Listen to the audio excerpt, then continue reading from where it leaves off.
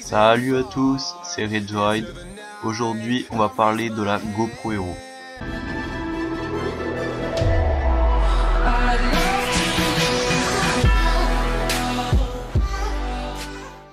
Donc, on va voir la présentation de la GoPro, ses avantages, ensuite ses quelques inconvénients, et enfin une astuce sur les accessoires GoPro.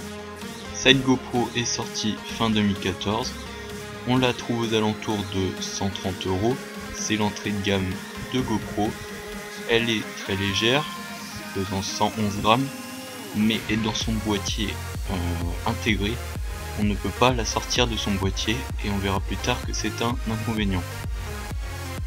Voilà justement une petite photo du boîtier de la GoPro.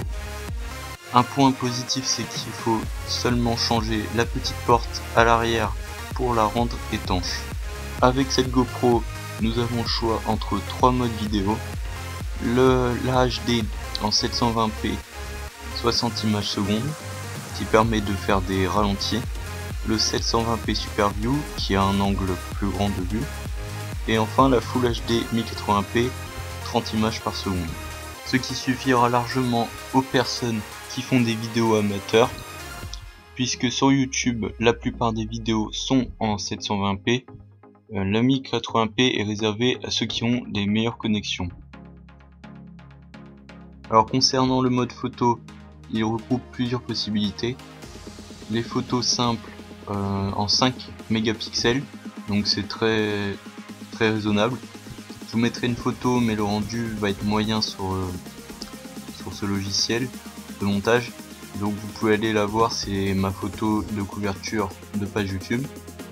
Un mode rafale avec du 5 images par seconde et une prise de vue par intervalle qui correspond au timelapse, où là c'est des photos qui sont prises toutes les 0,5 secondes pendant le temps que vous souhaitez. Les batteries de cette GoPro vous permettront de filmer environ 2h30, ce qui est pas mal du tout. Concernant le stockage qui se fait sur une micro SD, attention, elle n'est pas vendue avec la GoPro. Donc pour conclure sur ses avantages, il y a évidemment son prix qui par rapport à la Hero 4 Silver est beaucoup plus abordable. Il y a également son mode vidéo qui suffit largement à une utilisation occasionnelle. Les photos, ça passe aussi.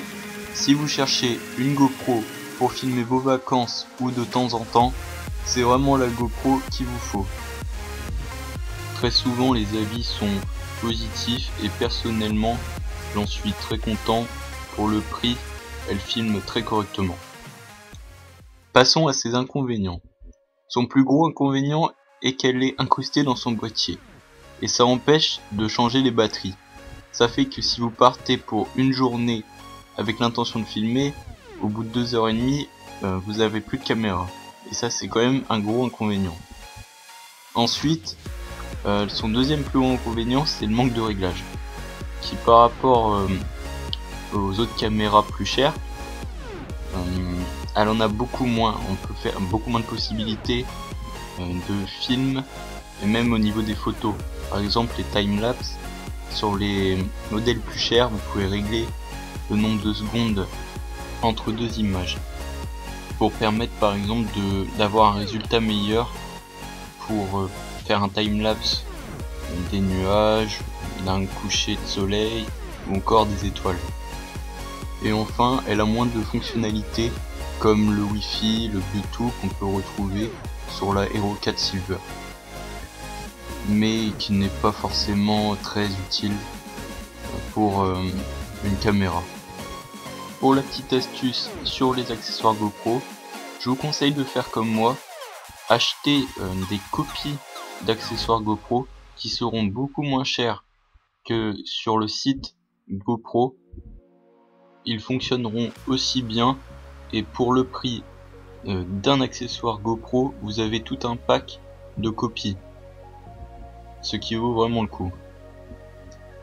Merci d'avoir regardé la vidéo, n'hésite pas à t'abonner pour les prochaines. C'était Ride. Bye.